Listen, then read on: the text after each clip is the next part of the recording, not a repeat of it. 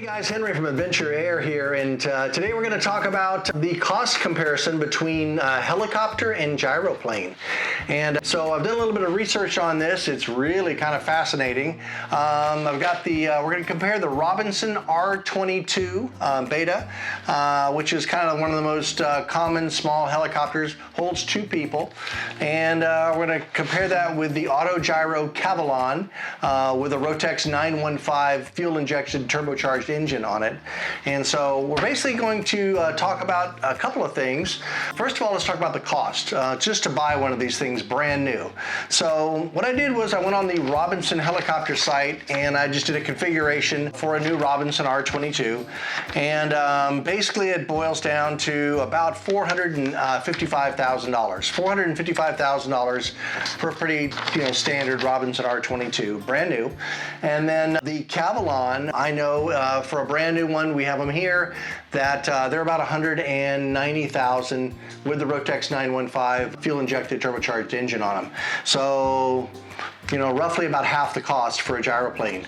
The cool thing about the gyroplanes is all of the hours are rotorcraft hours. They count towards helicopter stuff. So if you are a person that has no training whatsoever and you've decided you want to be a commercial helicopter pilot and you do gyroplane first, you can get your commercial gyroplane rating and then do an add-on rating for commercial helicopter, and you'll be a commercial helicopter pilot, and it's going to save you about $40,000 on your training. It's quite a savings there. So in some of the savings cost I was working out, the R22 is just generally more expensive. Now let me stop by saying I love helicopters. Helicopters are awesome. I love the Robinson helicopters too. They're some of the best ones that you can get out there, but they're really expensive. And so if you want to get helicopter training, it costs you a lot of money for helicopter training for rentals and all. The hourly cost on this, I did a comparison here. I went to this website called aircraftcostcalculator.com, and it gave me the R22 cost here. So basically it's saying that the range of an R22 is about 157 nautical miles, where I know the range of a gyroplane with full fuel is closer to 400 miles. So it's about double the range there. It's quite a difference. Speed on the Robinson, top speed, it says here's 103 miles an hour. The gyroplane's 120 miles an hour, so it's faster. Maximum passengers, 1. Same thing with the gyro. It's pilot plus passenger, 1 plus 1. When they break this all down, flying 300 hours a year, the average cost for a Robinson comes out to be $498 an hour, so roughly $500 an hour for the Robinson R22, whereas the gyroplane is about $64 an hour operating cost. That includes fuel burn too, so it is just so much cheaper. Another example is the rotor system. The rotor system on an R22, we're talking the blades and the hub and all, is about $35,000 on the Robinson. The same thing on the AutoGyro is $6,000. So it's much cheaper because the gyroplane doesn't have a transmission turning it, the blades don't articulate. It's just everything with the gyro is less expensive, but those hours count towards rotorcraft hours. They're both class of rotorcraft, and the category is either gyroplane or helicopter. So you can definitely save quite a bit of money on that.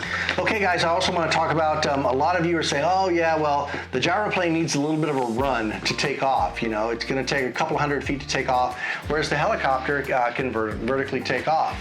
Well, that was cool, but now we do have gyroplanes that have vertical takeoff capability, and I know that AutoGyro is working on one. They're actually working on a 5-seater, but right now ELA has a vertical takeoff gyroplane, and here's a little video right here.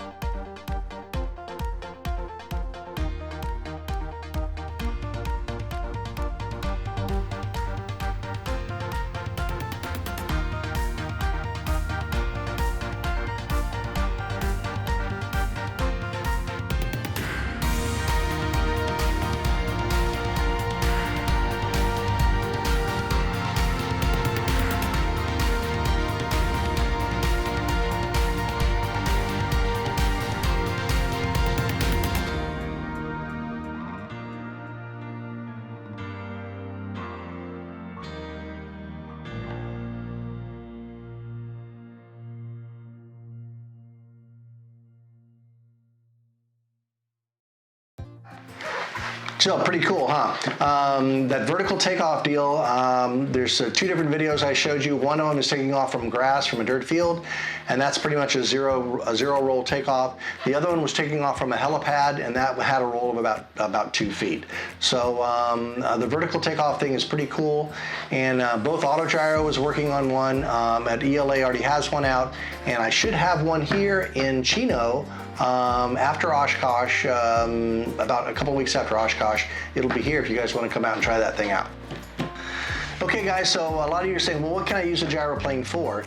Well, now that we have certified ships, you can have some limited commercial applications for them. You can do pipeline inspection, a power line inspection, you can do aerial photography. There's a lot of commercial applications that now you can do with the gyroplane that you used to not be able to do when it was only experimental. But now that they are certified, you can do some commercial operations with them, and it's going to be at a fraction of the cost of a helicopter. I've gone through the POH of the Cavalon, and I've gone through the POH of the Robinson, and that's where I'm getting a lot of these numbers, as well as that website, aircraftcostcalculator.com. So guys, if you're out there and you want to do some training in the gyroplane, please come give it a try. If you want to be a helicopter pilot or a commercial helicopter pilot, do the gyro first, and you're going to save a ton of money. It's really a much better way to go. So leave me a comment or question below. Please let me know what you think, and until the next time, we will see you.